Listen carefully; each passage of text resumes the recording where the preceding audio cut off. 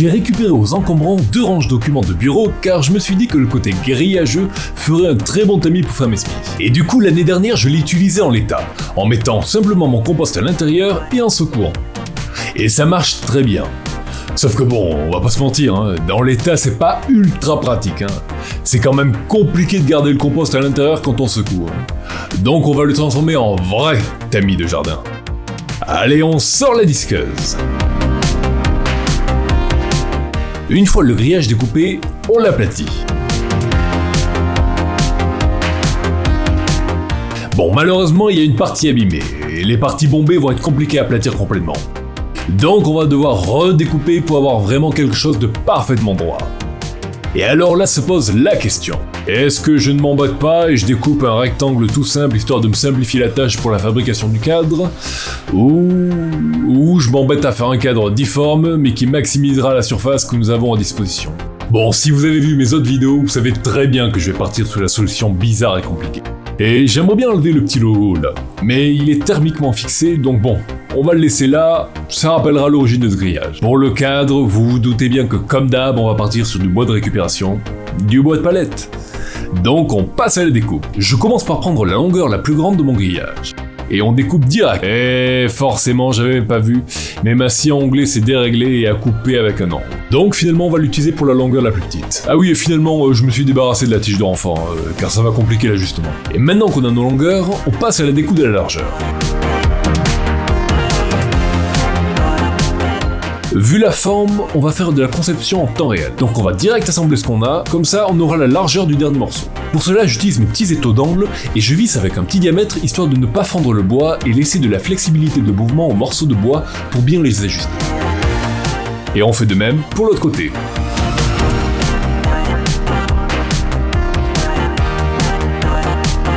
Et maintenant que nos 3 côtés sont fixés ensemble, je peux positionner le grillage afin de déterminer l'angle à avoir entre eux, et ainsi connaître la largeur de mon dernier côté. Pour fixer le grillage, j'utilise des agrafes histoire de bien prendre en sandwich les fils de grillage. Et une fois le tout bien fixé, je peux placer mon dernier morceau de bois et prendre la mesure pour le découper.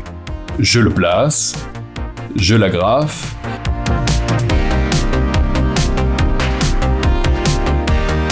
et une fois bien positionné, je le visse. Je rajoute un peu des agrafes partout histoire d'assurer qu'il n'y ait pas de jour où pourrait se bloquer la terre.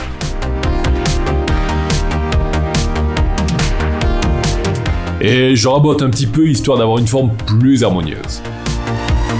Et du coup j'ai un petit peu trop enlevé, mais pas grave, parce que bien sûr on va combler tous les trous avec notre fameuse pâte à bois. Et une fois sec, on ponce rapidement un peu le tout et on peut passer à la peinture. Et tradition de la chaîne oblige, on va bien sûr ne pas utiliser une peinture faite pour ça. Il me reste un peu de peinture noire pour faire des tableaux à la craie, ça devrait passer.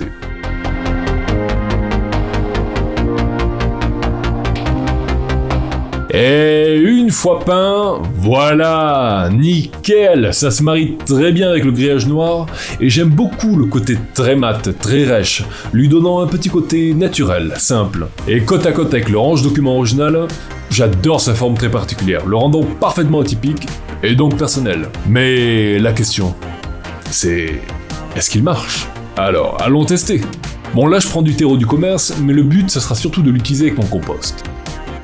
Et le résultat est nickel, c'est quand même bien plus simple avec cette forme-là que l'origine.